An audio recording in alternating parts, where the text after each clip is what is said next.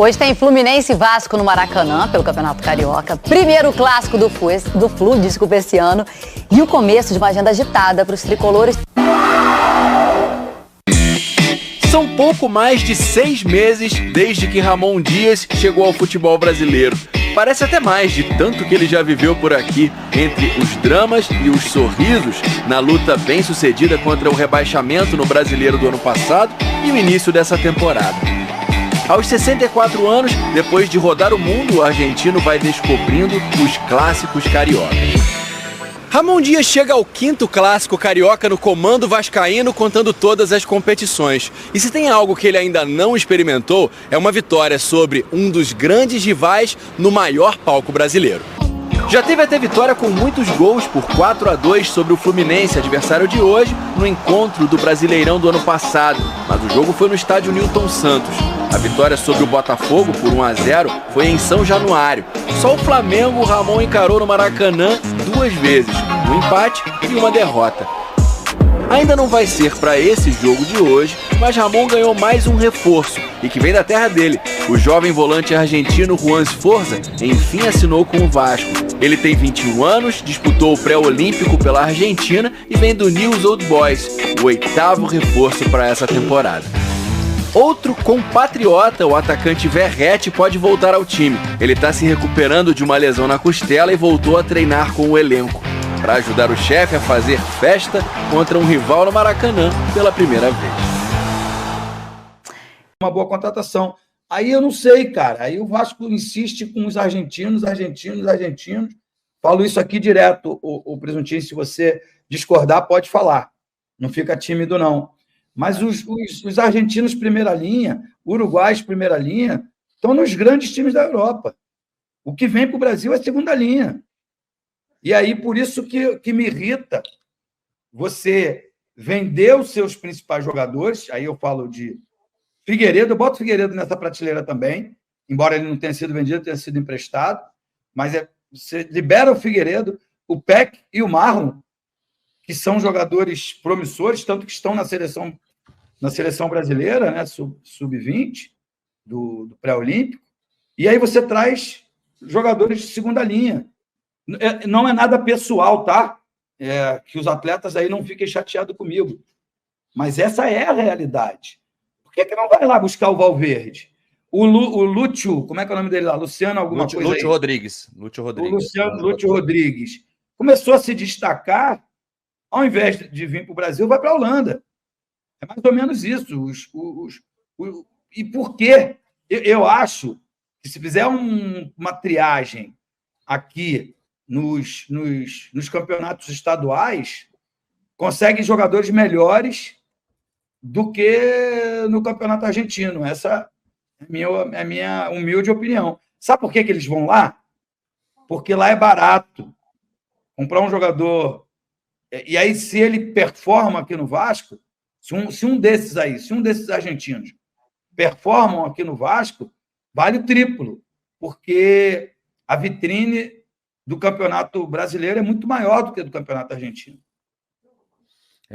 Sabe, até aqui, ó, por exemplo, o Douglas falou. Se eu não me engano, o Sforza foi mais caro para a gente do que o Jean Lucas foi para o Bahia. Na verdade, viu, Douglas, foi praticamente o mesmo preço. É que o Sforza é um pouquinho mais jovem, mas para mim o Jean Lucas chegaria para jogar mais, né? O Sforza tá sendo comprado por 5 milhões de dólares, 24 milhões de reais fixos, mas tem aquelas negócios de performance que pode chegar a 29 milhões de reais, né? É a mesma coisa que foi com o Orediano. Já o Jean Lucas foi para o Bahia por 24 milhões e 200, mais ou menos, né? Só que também tem uma cláusula de performance que pode chegar a 32, um pouquinho mais caro, né? Mas eu acho que é um jogador mais pronto, né, Presuntinho? O Jean Lucas e o Caio Alexandre, em valores iniciais, né? Foram vendidos, os dois, juntando os dois, foi 56 milhões. Somando os dois. Eu acho que seriam caras que resolveriam o meio-campo do Vasco hoje. Mas não tem por que tocar, né? Já foi. Já aconteceu. Mas é o que o Edmundo falou. Tem muita gente aí que os outros grandes contrataram que caberiam no Vasco. E que seria mais emergencial para o Vasco e times que o Vasco tem mais dinheiro. Vou dar um exemplo. A gente falou do Renato Augusto e tal, do próprio Everton, o Edmundo citou. Tem um cara que chegou no Fluminense, é claro, ele estava fora do Brasil, mas a última passagem que ele teve aqui, que não tem tanto tempo, o Terãs. O Terãs é um cara que eu gosto do futebol dele. Eu gosto do futebol dele. E ele custou para o Fluminense 14 milhões. O Vasco tem muito mais condição de mercado que o Fluminense. Financeiramente, o Vasco tem muito mais condição de competição de mercado do que o Fluminense. Mas é aquilo, né? O Fluminense está se mobilizando melhor. Hoje o Fluminense tem um time reserva interessante, tem um elenco cheio de jogadores. Mas uma coisa que o Edmundo falou é muita verdade. O cara que habla, ele já está um passo à frente. O estrangeiro ele já está sempre um passo à frente dos nossos. Tem muita gente boa no nosso mercado aqui interno que o Vasco poderia buscar. Vou dar até um exemplo de uma posição que eu acho que o Vasco precisa, não é a mais emergencial, mas eu acho que o Vasco precisa. E vou falar um jogador que não é fantástico, a lateral direito. Não é a maior emergência do Vasco, mas eu acho que o Vasco precisa de um grande lateral direito. O Aderlan, que saiu do Bragantino para a Série B, foi para a Série B jogar no Santos, ele é melhor do que o Paulo Henrique. E está jogando muito bem no Santos. Então, tipo, peguei um exemplo assim, no Vasco, isso. Eu peguei um exemplo de um cara que não é fantástico, que certamente não vai ser unanimidade, mas que é melhor que o cara que o Vasco tem e que foi para a Série B esse ano. Então, acho que se o Vasco garimpasse um pouquinho melhor, fizesse um estudo um pouco melhor, poderia buscar uns nomes interessantes no mercado. Eu sei que o torcedor não gosta muito de comparação, né, com os rivais, e que o Botafogo acabou a temporada de forma frustrada no ano passado, mas o staff do grupo do Texto, os caras buscam jogadores assim que pouca gente conhece e que funcionam. O Botafogo perdeu o título, mas foi melhor que o Vasco no ano passado. E tá com o elenco mais pronto. Então, acho que falta um pouquinho desse estudo, scout, não sei como que é a equipe da 777. Verdade que eles não têm nenhum time bem sucedido no mundo, mas tomara que consiga mudar um pouco esse panorama aqui no Vasco.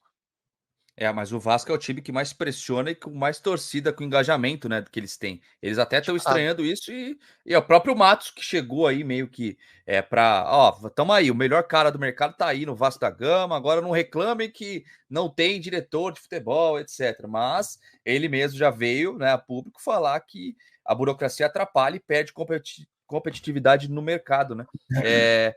Deixa eu colocar a galera aqui para participar com a gente, que tá mandando. Obrigado a todo mundo que tá mandando superchat. Pera aí, antes de ler, mais uma vez eu pedi para vocês deixarem like, se inscrever no canal, compartilhar